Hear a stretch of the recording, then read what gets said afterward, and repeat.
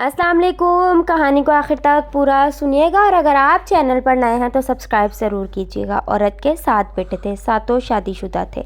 एक ही जगह खाना पीना और एक ही हवेली में रहाइश थी।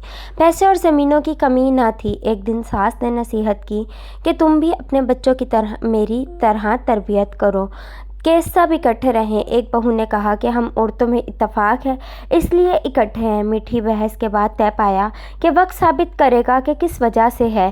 सास उसे सोती मजाक समझकर भूल गई। बड़ी बहू ने सालन से अच्छी बोटियाँ निकाल कर फेंकनी और शोहर के आगे हड्डियाँ और शोरबा रख दिया और बोली कि छोटे देवर ने आज गोश्त निकाला था इसलिए सालन यही बचा। खैर है, भाई है, कोई बात नहीं। फिर घर के कामों की जिम्मेदारी दूसरों पर डालकर खुद आराम फरमाती और जब कभी हंडिया पकाती तो कभी मिर्च ज़्यादा तो कभी नमक, रोटियां कभी जली होती तो कभी कच्ची, कपड़े और सफाई भी बराए नाम करती। दूसरी बहुएं भी देखती कि इसके हिस्से का भी हम काम करती करती थक जाती हैं, ये महारानी आराम करती है। तो उन्होंने अपने शोहरों से गिले शिकवे शुरू कर दिए।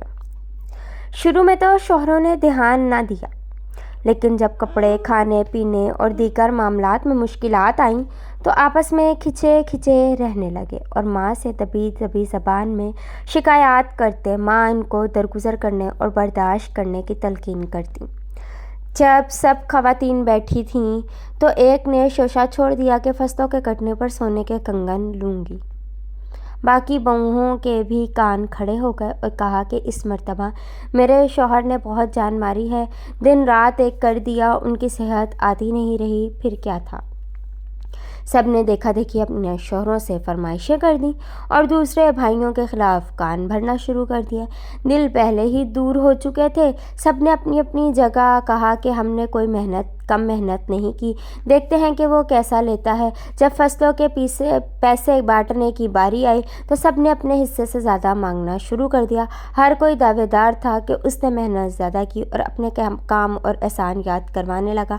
बस फिर क्या था, जैसे जैसे बहस बढ़ी, आवाज़ें ऊंची होना शुरू हुई। सब ने एक दूसरे पर असले तान लिए। सास दम्बा खुद हुए देख रही थी कि हुआ क्या है। करीब था कि बेटे एक दूसरे को कत्ल कर देते।